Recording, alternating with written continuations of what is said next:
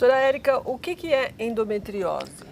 Na verdade, a endometriose é uma doença onde a gente tem implantes do endométrio, que é aquela camada que descama durante a menstruação, fora do útero. Então, esses implantes eles se localizam nos ovários, na camada interna do abdômen chamado peritônio, e no intestino, na bexiga.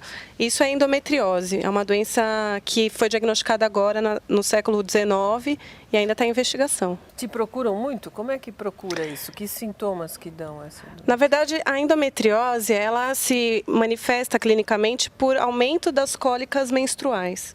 Então, são aquelas pacientes que ou não tinham cólicas menstruais e apresentaram, ou aquelas pacientes que tinham cólicas menstruais desde a primeira menstruação, que é a menarca, mas que tiveram uma piora desses sintomas. E além disso também, tem pacientes que têm dor à relação sexual, né, a dispareunia, que é um dos fatores que pode levar a gente a pensar numa possível endometriose. Além disso, ela está relacionada com a esterilidade feminina. Então, pacientes que têm dificuldade em engravidar também têm suspeita maior de endometriose. E como é que você pode fazer um diagnóstico nessa paciente que te procurou com todos esses sintomas? Então, na verdade, assim, a suspeita diagnóstica é sempre clínica.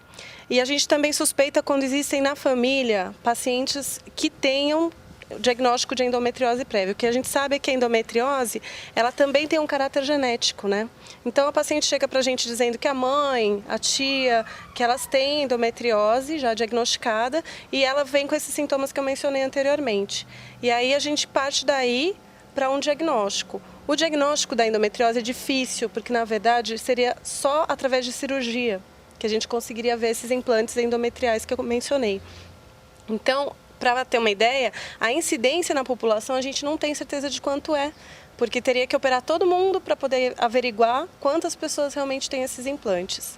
E o exame de eleição para endometriose, na verdade, é a laparoscopia ou a laparotomia, que é quando você visualiza diretamente os focos de endometriose. E aí você dá o diagnóstico. O ultrassom e a ressonância magnética, eles ajudam nesse diagnóstico, mas eles não são precisos.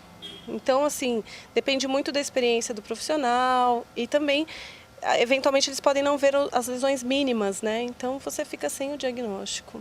E se você fizer uma videolaparoscopia, como é que você falou que a gente vê implantes? Como que é para o pessoal entender o que é isso? Como é que é implante de endometriose? Na verdade, a gente tem as células do endométrio, que são mais avermelhadas do que as outras células, elas acabam se implantando, e esse mecanismo de implante é que é difícil de explicar. Existe uma teoria que fala que a menstruação reflui pelas trompas, né, uterinas e cai dentro da cavidade uterina, da cavidade abdominal, né? E na cavidade abdominal, então, essas células endometriais se implantam e aí, através da laparoscopia, você consegue ver, porque são células diferentes, são células de endométrio, são bem roxinhas, bem avermelhadas, né? E aí, você visualizando isso, você pode biopsiar e dar o diagnóstico. Na biópsia, mas quem já tem experiência pode ver como se fosse um montinho de um tecido diferente. Exatamente. Aderido no intestino, ou na útero, bexiga, ou nas trompas, ou nos ovários. Quem tem experiência, os ginecologistas, eles conseguem visualizar, eles nem precisam da biópsia. Você vê a lesão, você sabe que é um foco de endometriose. Nas cesarianas, por exemplo, quando a gente opera as pacientes, eventualmente a gente faz um inventário da cavidade, quer ver se essa cavidade está íntegra, né?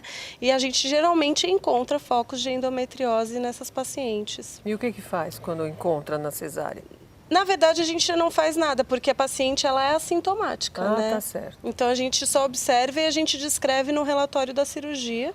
Posteriormente, se ela tiver alguma queixa, a gente pode ter como uma hipótese diagnóstica a endometriose. Então, se eu tiver um foco desses em cima do útero, por exemplo, o que ele muda na paciente? Quando você tem o foco de endometriose fora do útero, você releva uma resposta inflamatória daquele organismo. E isso provoca obstrução das trompas, por isso que você leva a esterilidade, provoca dor. Então, toda vez que você for menstruar, você tem um estímulo dos hormônios durante a menstruação que provocam um aumento também dessas regiões que a gente chama de regiões ectópicas do endométrio, né? E aí você sente muita dor.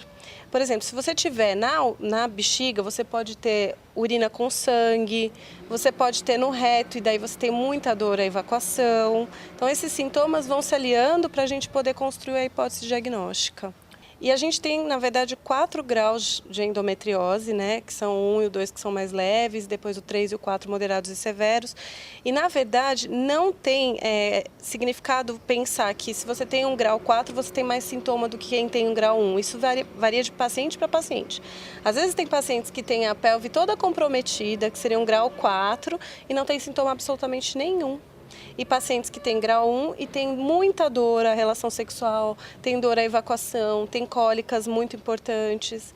Então, esse lance do grau não é muito patognomônico para o sintoma, né?